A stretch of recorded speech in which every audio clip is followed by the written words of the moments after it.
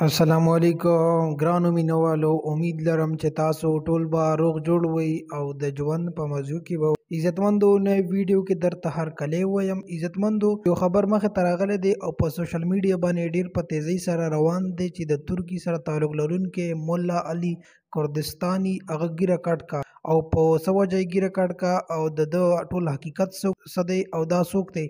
مرګرو د مولانا ادریس صاحب والا تازه خبر د باره کې تازه بیان مخه تراغله دی.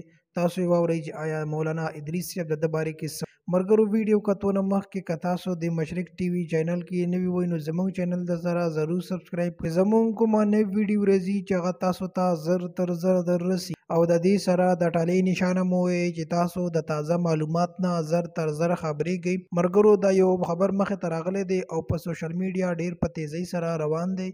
د ترکی سره تعلق لرونکي مولا علي کردستاني چې دا یو مولا دی او د خلکو ته تعویذونه کول او دمونه به اچول او دا ویل کېږي مرګرو چې دا کوم مولا علي کردستاني چې کوم ترکی والا دی د چې کوم خلک ګونګي وو د هغو والا علاج به کول او هغوی به سمول. خو چونکې د ظالم خپله ګیره والا او مفتی مولانا شیخ الحدیث مولانا ادریس صاحب دا خبره کوي چې د سنتو پرې خندا وکړه ځکه چې دا یو عالم دین دی او د سنت پریښي او بیا ظالم ګیره کاله کا.